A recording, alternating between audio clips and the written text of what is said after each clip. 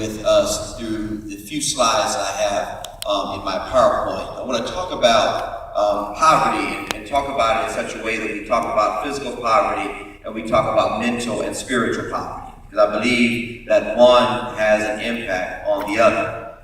It's one thing for us to know all of the statistics. We will talk a little bit about those statistics, about the poverty rate in Cumberland County, the poverty rate in New Jersey, child poverty rate in America, and all of those things. But to talk about poverty and to talk about poverty rates and percentages without talking about poverty of mind and spirit, I think is to not be complete in the conversation. And so I want to weave those two things together about our physical poverty and our mental poverty and help us to really connect what does poverty do to one physically and what does poverty do to one mentally.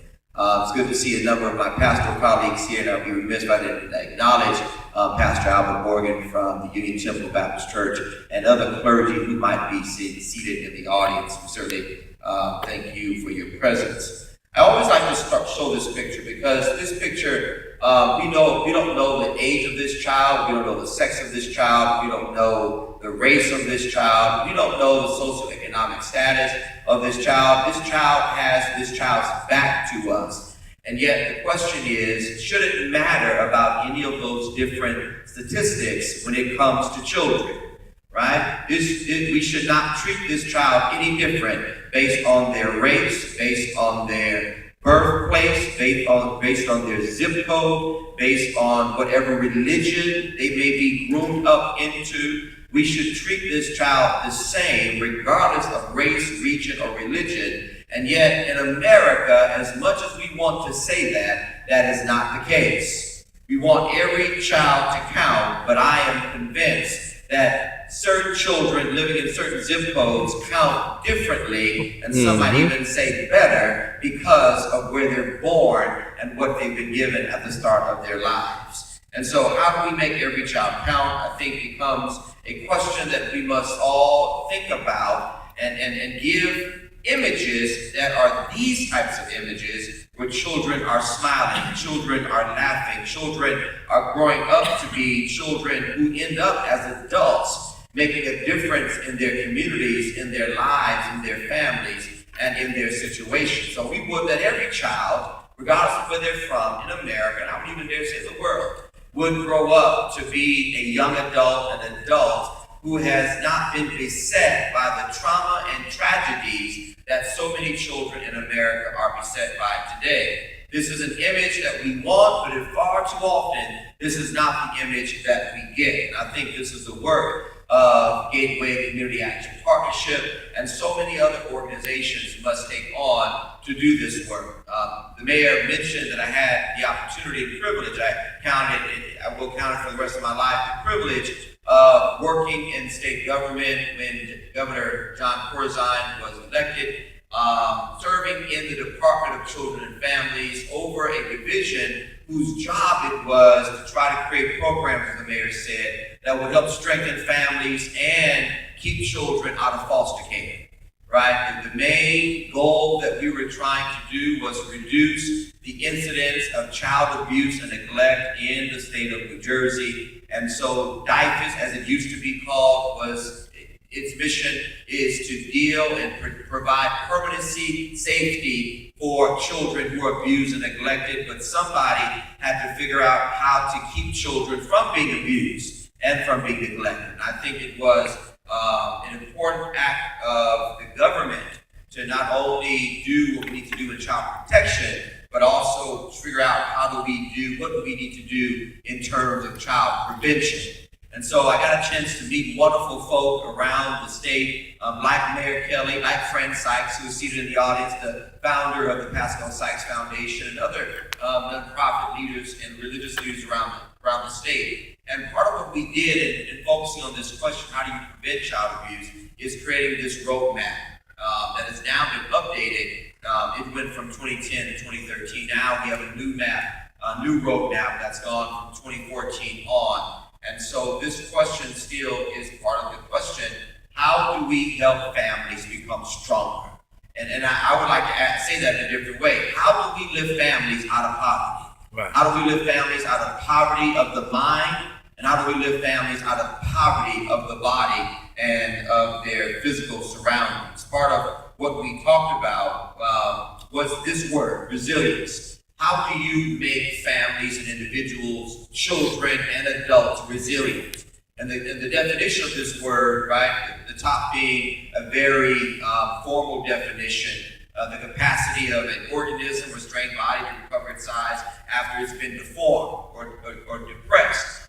And I often say in life, all of us are going to have some depression. All of us are going to face some deformity or some situations that would like to deform us. And yet the question is, how do we come back from those situations? And so my colloquial definition of resilience is this, right? The ability to bounce back from setbacks. Brother Williams just gave us a demonstration of someone who has bounced back from setbacks. And as the mayor said, we could have spent the rest of the morning really going into depth as to how you got in the situation in which you found yourselves. And yet, the question is, when you found yourself there, how did you find yourself out of that situation?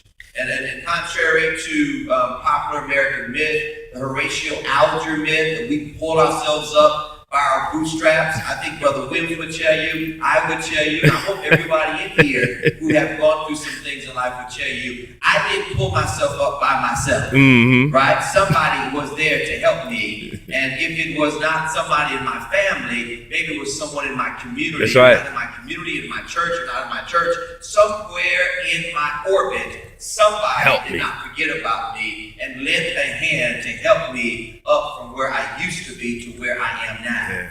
And so the ability to bounce back from setbacks is at the heart of this conversation about resilience, right? Everybody in here has had some type of setback. And I would dare say, whether you're black or white, whether you're gay, lesbian, straight, questioned, transgender, whether you're rich or poor, whether you're working class, blue collar, whether you got degrees behind your name, or whether you don't, whether you got a job, whether you don't, all of us have had setbacks.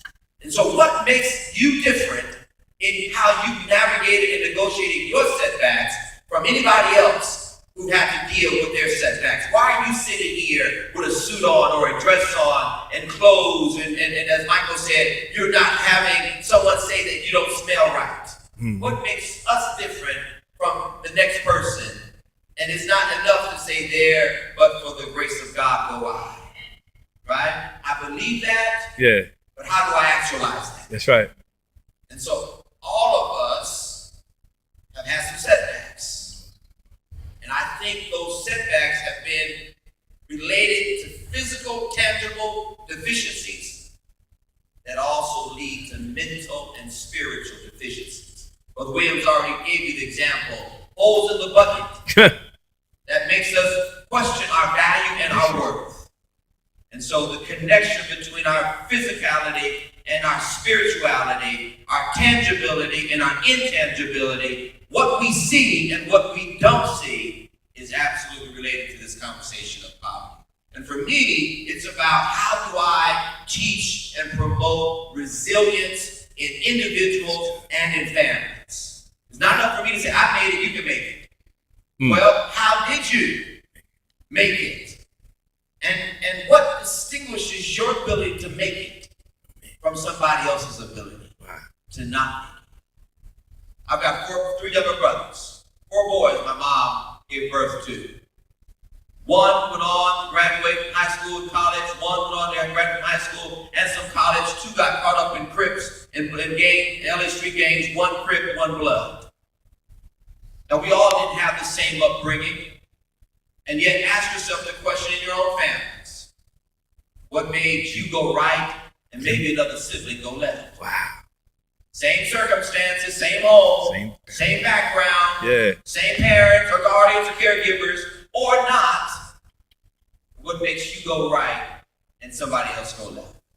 This art of resilience is not just an art, but it's a science. Their folks spend their lives talking about this subject, researching this subject. How do you promote this subject? And that's something that I feel particularly given to. These are some of the researchers that go all the way back to the mid-50s and the 60s about this question around resilience and how do we promote resilience. And so part of what I want to spend a little bit of time talking about is this notion of physical poverty, deficits and deficiencies related to our bodies or our physical beings. And this is a report that Mary Wright Edelman produces about every year. I think it's every year. How many of you know Mary Wright Edelman, the founder of the Children's Defense Fund?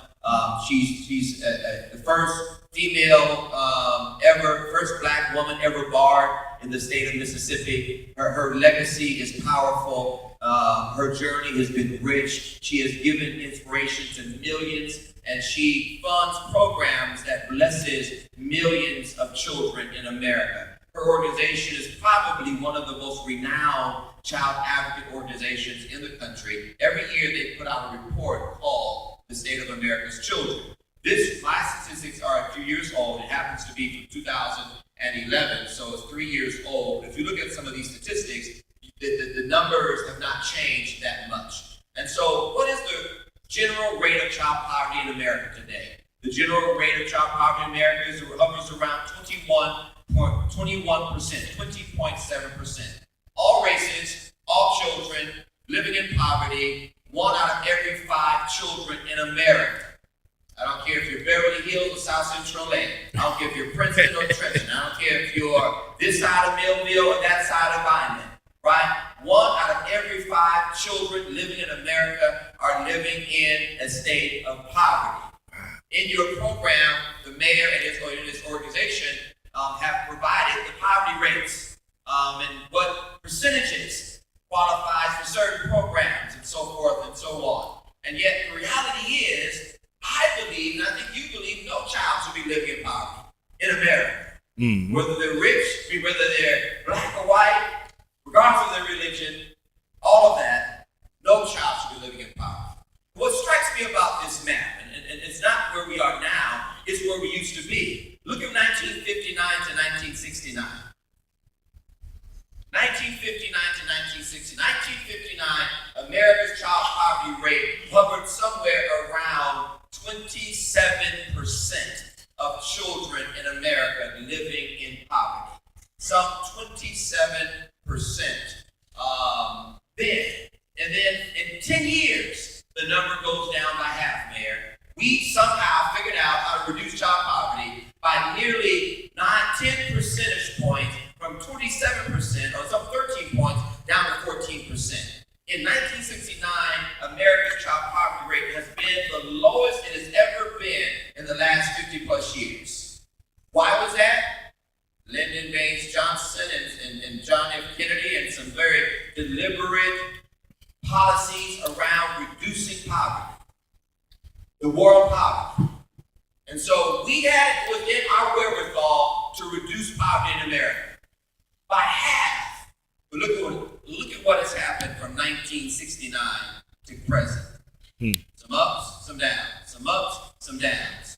But we are now on an ascendant trend, back up towards not 27%, but at a rate that we ought not be at in 2014 in modern day America with all of the gifts and the blessings that we have in our country. Yeah. And so I believe that it is within the will of every American citizen, every American state, every American county to reduce the child poverty rate, because if we don't reduce the child poverty rate, those same children who grow up in poverty not only are engaged in physical poverty, but also spiritual and mental poverty. And the generational cycle continues. The next slide, and I always like to show this because if you look at this slide and ask the question, where are we spending our money? And so if one Black Hawk helicopter costs $10.4 million and one nuclear class submarine costs $1.6 billion, I would like to say, President Obama, can we just not build one less nuclear sub and take that $1.6 billion and invest it in American education and reducing child poverty in all of the counties across the United States of America? Can we build one less jet fighter plane and one less nuclear class submarine and invest that money in helping to reduce our child poverty rate?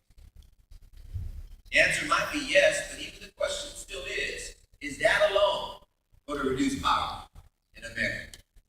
Money alone does not reduce poverty in America. Right. But how many of you know it's a surefire way to help? Amen. Somebody, if I was in church, I'd say amen. Because Lyndon Baines Johnson would tell you, you don't reduce the child poverty rate in America unless you invest in some programs. Programs means money. Somebody's got to invest. And yet the question is, what's the return on the investment? I think the return on investment, like Brother Michael, is infinite. And others who have been in our society found themselves in places of deficiency and deficits. And so this is the child poverty rate by race. And again, these numbers are not that different in 2014 as they were in 2011. And so if you look, Black children, Latino children, white children, Asian children, the only demographic that's not on this slide are our Native American brothers and sisters. And every time I do this presentation, someone asks me, what about our Native American brothers and sisters? And I say, absolutely right. I don't know why they're not included in American Right Element statistics, but we have the numbers. And every time I say, I'm going to get the numbers. And yet we know that their percentage rates of poverty are as high, if not higher, than the highest rate on here, which is African American children.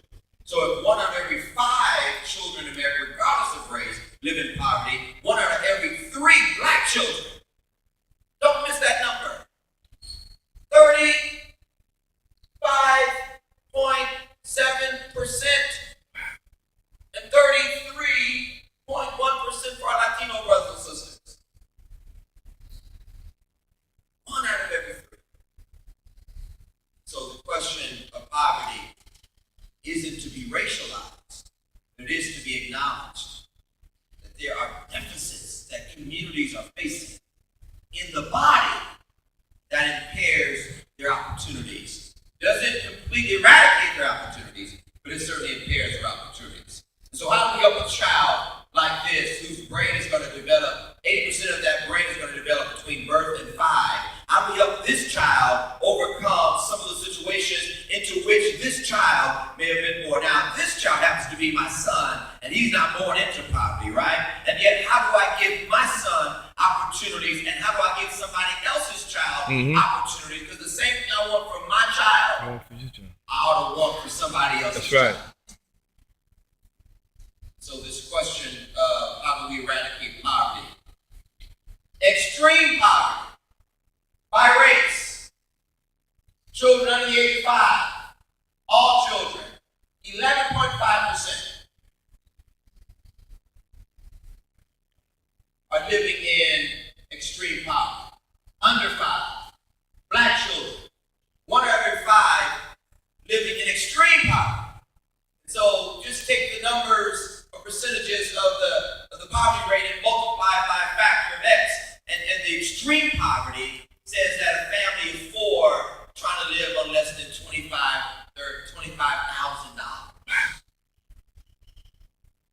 Or less than that, I believe. So the question of how do folk make it? How do folk make it? Becomes the question that we need to ask. And so I can choose statistic after statistic after statistic. I want to really transition a little bit away from kind of poverty statistics to talk about another aspect of poverty of the mind that I think is related, and I'll close my presentation there. I recently came across this article in Colorado. How many of you have heard about the story? That in Colorado, the school board passed a measure that said we want to give a better presentation of American history, and we don't want to talk about all the negative kind of blips in American history. Wow. And so we want to promote patriotism. We want to promote a positive attitude in American society. We want our school children to understand the benefits of growing up in America. But what this really translates into for some folk is censorship. And so what they don't want to talk about is the civil rights movement and what happened to the Native Americans on the Trail of Tears as they were displaced from land and put onto plantations or into reservations, not plantations, reservations, or how in some other parts of the Japanese were interred in internment camps during World War II. There is a movement to change American history and say we don't want to talk about that negative stuff. We want to only talk about America the beautiful. how many of you know we live in America? We live in one of the most privileged countries on the face of the planet. Right? God bless America. But we cannot fully appreciate America and make America what it ought to be if we don't deal with the issues that have caused poverty of body and mind for certain groups of people in America. Right? Those statistics I just showed you didn't just happen out of the blue. They happen because there are vestiges and legacies of racism that still plague America. And if we sweep those vestiges of racism under the rug, pretend like they're not there, how many know you just put a Band-Aid over a wound and it's still going to come out somewhere and somehow? And so if you want to promote true community and true relationships, you deal with the good, the bad, and the ugly. And you say, how can we become resilient to not do the negative stuff we did before and promote the positive stuff we know ought to be happening? And so I cite this as an example of poverty of the mind. Because how many of you know, I believe that in Jewish literature, it says, as a person thinks, so is that person. Mm-hmm. And so we've got to help folk understand that as they think, they also become what they think. And so to cite the little engine that could, if I think I can, I won't. But if I think I can, I will. And so the little engine that could, psycho-cybernetics is a fancy word. Psycho of the mind, cybernetics is notion of motivation and moving forward. If I think I can, and I will. But if people tell me I won't, I can't, I shall not, then I will begin to believe that and internalize that, and I will have a poverty of the mind.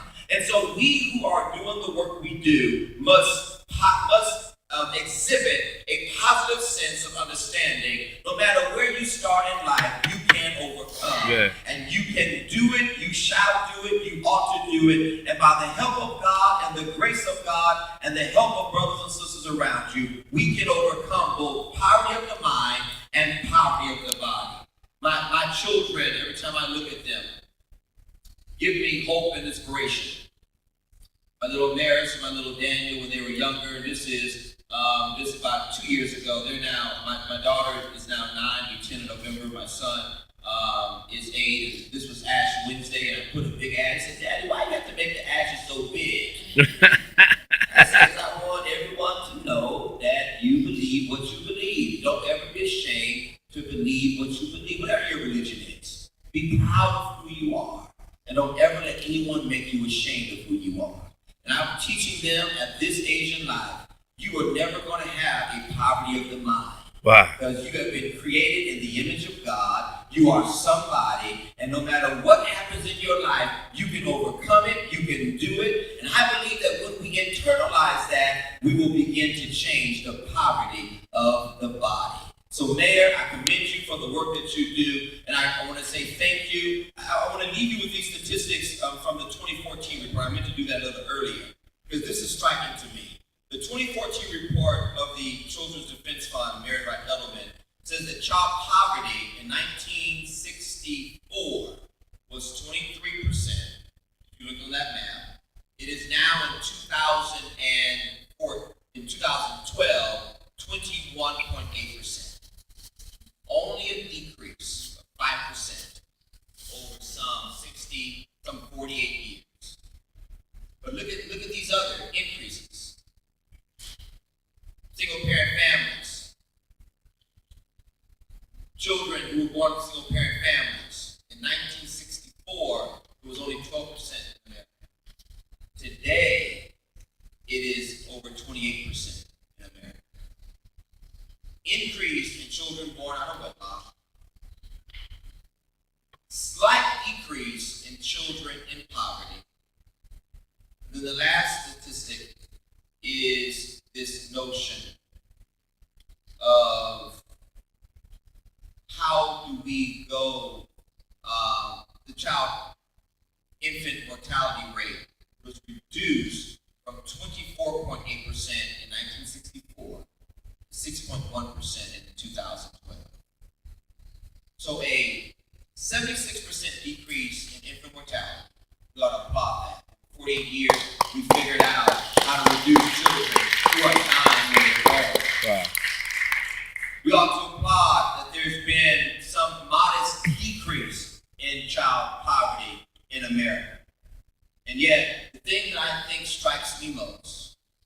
is 139% increase in children who were born out of wedlock. So might there be a connection in family structure and those children who are living in poverty? And I would say absolutely yes. And so if we can make families stronger, I believe we can reduce child poverty in America. And I believe that all of us sitting in this room are examples of not where we are, who it used to be, but where we are. I'm going to end with a quote I often say in my congregation. Thank God, I may not be everything I ought to be, but thank God I'm not who I used to be. I've been brought a mighty long way. And everybody in here ought to be able to say, look back over your life and say, I've come a mighty long ways. Yeah. And if you have come a mighty long ways, how do we help somebody else come a mighty long ways? We can reduce poverty in America, and we can best certainly reduce child poverty in America. But it's going to take the collective will of all of us seated in this audience to be able to do that. God bless you all. Have a great day of learning and motivation and action. And Mayor, continue to do the work that you're doing. Let's give Mayor